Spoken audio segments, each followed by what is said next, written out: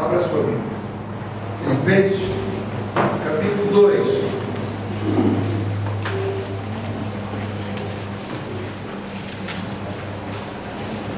Você conhece esse texto? Talvez, sob a experiência de Mihail, ou tendo ouvido a experiência de Mihail, você possa ver mais uma vez uma perspectiva um pouquinho diferente. O apóstolo Paulo, escrevendo aos Filipenses, disse o seguinte, no capítulo 2 de Filipenses, a partir do versículo 5: haja em vós o mesmo sentimento que houve em Cristo Jesus, que sendo em forma de Deus, não teve por usurpação ser igual a Deus, mas aniquilou-se a si mesmo, tomando a forma de servo, fazendo-se semelhante aos homens, e achado na forma de homem, humilhou-se a si mesmo, sendo obediente até a morte, e morte de cruz. Pelo que também Deus o exaltou soberanamente, lhe deu o nome que é sobre todo nome, para que ao nome de Jesus se dobre todo o joelho dos que estão nos céus, na terra e debaixo da terra, e toda a língua confesse que Jesus Cristo é o Senhor, para a glória de Deus Pai. Jesus Cristo é o Senhor. E nós sabemos isso, e repetimos isso sistematicamente. Às vezes eu ouço alguns irmãos orando. Me perdoem se os irmãos ficarem agora escandalizados comigo, mas eu sou de carne e osso. Às vezes tem alguns irmãos que na sua oração repetem tantas vezes Senhor, Senhor, Senhor, Senhor, que eu às vezes começo a contar, para ver quantas vezes o cara vai dizer Senhor na oração. Está errado, né? Estou desconcentrado, mas às vezes acontece. E a gente é capaz de dizer 10, 15, 20, 30 vezes Senhor numa oração. Mas é assim, a gente já parou para pensar o que é que isso significa. Quando estamos falando de Deus como Senhor, quando estamos falando de Jesus como Senhor das nossas vidas, entendemos o que isso significa? Para o apóstolo Paulo isso tinha significados muito claros, muito específicos. Muito rapidamente compartilhar com os irmãos. Quando Paulo falava Senhor, uma das ideias que ele estava transmitindo era de dono de escravos, porque ele se apresentava como escravo, e ele apresentava Jesus como Senhor, no sentido daquele que tem um controle absoluto sobre a sua vida, e que exige total submissão. Deixa eu pensar de outro jeito. Por exemplo, se amanhã um jovem aqui da igreja disser, pastor, olha, eu vou fazer carreira militar. Olha, meu filho, é assim, hoje no Brasil fazer carreira militar não é fácil não é? Você não entra se quiser. Tem que fazer teste, tem que ver aptidão física, tem que fazer uma opção de exames. Vamos ver se você consegue. Mas eu quero. Tá bem, Sebastião, vai fazer os testes, vamos ver se você entra. Aí o Sebastião vai lá, ele faz um monte de teste, não sei o quê, depois com muita felicidade ele vem dizer que a igreja, vem contar para a igreja a bênção. Ó, gente, eu queria entrar no serviço militar e consegui. Que bênção. Todo mundo fica feliz com ele. O que vai acontecer com ele a partir do momento em que ele entra para o exército, entra lá para o serviço militar? Olha, o Sebastião vai perder total e completamente a sua autonomia. Ele tem que se sujeitar, se submeter. Ele não vai poder mais escolher que roupa veste. Vão dar uma roupa para ele. E olha, eu não gostei da cor desse uniforme não. Tem que gostar. Essa é a roupa que você tem que vestir. Olha, hoje eu gostava de comer picanha no almoço. Meu amigo, você vai entrar na fila, quando chegar a sua vez, você vai comer o que tem. E olha, rapidinho, porque a hora vai acabar. Eu queria dormir mais cedo hoje. Dormir, hoje você não vai nem para a cama, meu amigo. Hoje você vai ficar ali, naquele portão, no frio e na chuva, se chover paciência, em pé a noite inteira. E não durma, senão você vai parar na cadeia. E alguém diz assim, será possível que alguém voluntariamente se submete a tudo isso? Perde a sua autonomia, não pode mais escolher o que faz, quando faz. Tem que submeter a um superior que diz para ele, agora vai rastejar aqui, 100 metros aqui, comendo poeira, não é? Debaixo de arame farpado, faz parte do seu exercício. Não tenho vontade de fazer isso. Vai fazer. Será que alguém em são juízo faria isso? Mas nenhum de nós questiona a submissão de alguém que entra no serviço militar. Natural. Mas Jesus Cristo é Senhor. Temos direito de usar esta expressão? Temos direito de chamá-lo Senhor? Ele realmente tem conseguido, nós temos deixado que Ele seja Senhor das nossas vidas. Ele realmente tem o direito de nos dizer o que nós fazemos ou não fazemos. Lembrando que Ele é Senhor de todos os aspectos da sua vida. Você realmente pergunta para Ele antes de fazer as coisas? Quando Paulo usava a expressão Senhor, e este texto em particular aqui que os irmãos estão lendo, não é brincadeira não, irmãos, este texto era subversivo. O contexto que Paulo está, ele está vivendo na época do Império Romano, em que há um Senhor, era César. Há um culto ao imperador, é o culto unificador do Império Romano. O cara ia lá com incenso e declarava: César é Senhor. Paulo escreve para os Filipenses assim: Jesus é o Senhor. Todo joelho tem que se dobrar e reconhecer: Jesus é o Senhor. Isso significava que ele não ia se submeter às ordens que viessem do imperador romano e fossem contrárias à sua fé. Você pode chamar Jesus de Senhor? Ou você tem se preocupado muito em ler as últimas pesquisas de opinião para saber o que a nossa cultura, o que o nosso contexto social está achando que é normal hoje? Todo mundo faz. Nós não somos todo mundo. Somos servos de Jesus. E nós não nos submetemos àquilo que é a pressão da cultura à nossa volta. Por isso Paulo dizia aos romanos: não vos conformeis com este mundo. Quando Paulo dizia que Jesus era Senhor, ele estava dizendo que Jesus era Deus. Isso para um judeu era algo extraordinário. Nós não conseguimos chegar lá. Já vivemos numa época e num contexto muito diferente.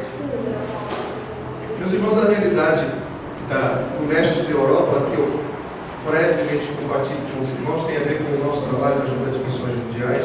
Eu realmente vivo nesse momento em Portugal, mas o meu trabalho com a Junta é ser orientador estratégico para o leste da Europa. A minha função é identificar no leste europeu o perfil de necessidade de cada país, de cada campo, para poder ter, junto à nossa Junta, um perfil de obreiros que nós precisamos para cada região. A tentativa de podermos juntar as duas coisas, certo? O obreiro certo no lugar certo. Quando pensamos muitas vezes em missões na Europa, nós na igreja brasileira torcemos o nariz. Era-me bastante mais fácil falar sobre missões quando eu estava na Guiné-Bissau. E alguns irmãos aqui, presumo que devem se lembrar de ter ouvido falar da Guiné-Bissau, do nosso trabalho lá. Trabalhava num lugar onde não tinha eletricidade, não tinha água canalizada, com muçulmanos, com uma região extremamente pobre, e todo mundo dizia: oh, isso aqui é missionário. Não deixei de ser missionário.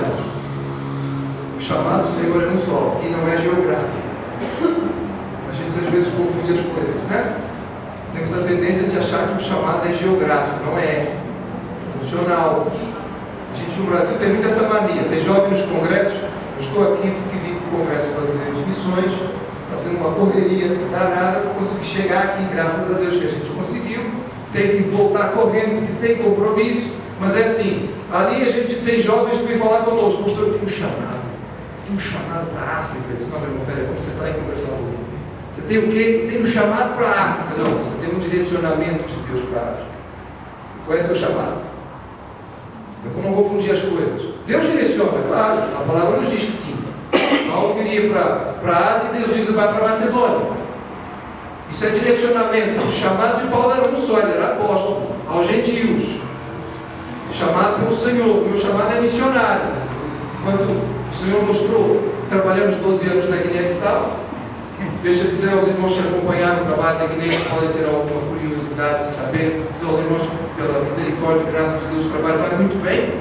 Os obreiros nacionais que nós deixamos encarregados pela obra têm sido muito abençoados pelo Senhor. A igreja tem se desenvolvido e crescido. Nesse momento, a igreja de Bafatá, que foi aquela que nós iniciamos, está construindo um novo templo. O templo que eu construí no meu tempo já não cabe. Louvado seja o Senhor, amém. Então, vamos construir. Estão construindo um novo templo.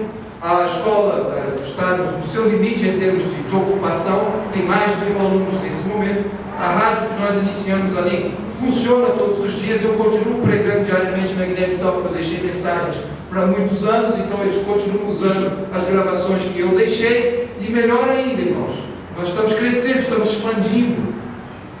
A escola de Bafatá tem nesse momento 3 escolas filhas em aldeias, funcionando pelo mesmo modelo que nós começamos ali na cidade. E a nossa igreja tem 3 pontos de pregação e uma nova igreja que está pronta para ser organizada por um dos obreiros que nós consagramos ao Senhor, o Adulai. Se alguém se lembra do testemunho que demos em tempos atrás, o outro lá é fácil o irmão se lembrar, foi aquele que comeu veneno. Né? Alguns irmãos que eventualmente estiveram presentes devem se lembrar. Quando ele se converteu, a mulher ficou envergonhada porque ele era muçulmano e tinha se convertido ao islamismo, então preparou a comida e colocou um molho especial, um veneno de rato. Só que ele comeu tudo e ficou muito bem, graças a Deus. Tão bem que passados 2 anos ela se converteu e ele está abrindo esse trabalho. Já tem 45 muçulmanos convertidos e batizados nesta outro local. E a igreja está pronta para ser inaugurada. Também estão construindo. Então, graças a Deus. Fui missionário ali. Nesse momento estou em Portugal. Mas o meu trabalho com a ajuda no leste europeu, irmãos, é duro trabalhar na Europa. Pode parecer fácil, irmãos, mas em algumas, dentro do contexto, é mais difícil do que em outros locais do mundo. Nós somos o continente com a menor percentagem de evangélicos do mundo. Temos menos evangélicos em termos percentuais do que a África ou a Ásia, na Europa. Recentemente eu estava visitando para tentar perceber a necessidade dos locais. Na República Tcheca, irmãos, nós tivemos um dos maiores movimentos missionários da história, a Morávia. Coisa impressionante, quando o irmão lê a história de missões, fica movido. Começou uma reunião de oração lá no local que o conde Zinzendorf separou. Uma reunião de oração que durou mais de 100 anos. O adolescente já se assustava. Não, 100 anos de reunião de oração não, por favor. 100 anos a reunião de oração durou. Não era quando começou, né? Eles não paravam de orar no mesmo local durante 100 anos. E mandaram uma quantidade enorme de missionários. É história de missões. Você chega na Morávia hoje e quase não acha igreja. Você fala com as lideranças locais nesse momento, nós queríamos ajudar jovens na formação, mas não temos jovens vocacionados. Nós queríamos dar um apoio ao vosso seminário, mas nós não temos seminário funcionando. E como é que estão as igrejas, plantação de igrejas? A gente não tem pastor para as igrejas que tem, as igrejas que tem estão acabando, estão fechando. Então dói o coração, irmãos, a necessidade é realmente muito grande. A Ásia Central, que eu falava aos irmãos, é uma das regiões mais difíceis de acesso do mundo, onde a percentagem de evangélicos naqueles países conta 0,0 qualquer coisa. Então você vai ao Uzbequistão, você vai ao Tadiquistão, você vai ao Turcomenistão, são algumas dezenas de crentes. Graças a Deus, em alguns desses países, durante o tempo de abertura da União Soviética, o trabalho cresceu. Hoje nós temos alguns milhares, mas ainda estamos longe, em qualquer deles, de nos aproximar sequer de 0,5% de evangélicos. Então há muito trabalho para ser feito, muita coisa para se fazer. Como é que a gente faz quando é brasileiro? Olha, irmãos, o Turcomenistão está fechado. O Uzbequistão